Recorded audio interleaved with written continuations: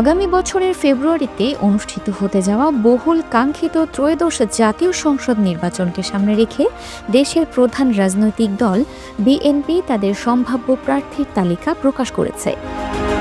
৩ November BNP ২৩৭টি আসনে দলীয় প্রার্থী ঘোষণা করলেও বাকি ৬৩টি আসন শরিক দলের জন্য বা জোটগত কারণে ফাঁকা রাখা হয়েছে।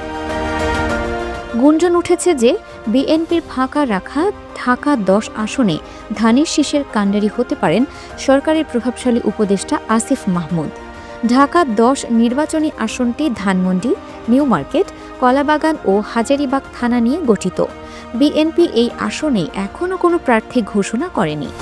নির্বাচনের আসন সমঝোতা নিয়ে আলোচনার মধ্যে রোববার এই আসনটির ভোটার হওয়ার জন্য আসিফ মাহমুদ ধানমন্ডি থানা নির্বাচন কার্যালয়ে গিয়ে আবেদন করার কথা রয়েছে। এর আগে তিনি কুমিল্লা ৩ আসনের ভোটার ছিলেন।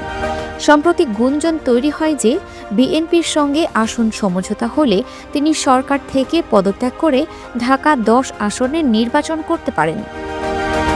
আসিফ মাহমুদ ছিলেন জুলাই গণ অভ্যুত্থানে নেতৃত্ব দেওয়া প্ল্যাটফর্ম বৈষম্য বিরোধী ছাত্র আন্দোলনের সম্মুখ সারির অন্যতম সমন্বয়ক।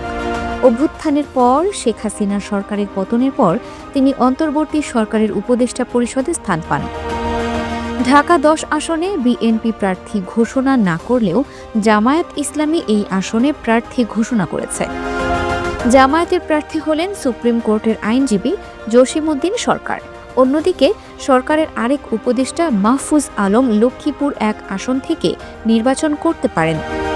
আসিফ মাহমুদের এই আসনে ভোটার হতে যাওয়ার মধ্য দিয়ে তার নির্বাচন করার গুঞ্জনটি আরও পাকাপোক্ত হচ্ছে। Multimedia desk, Dinajpur TV.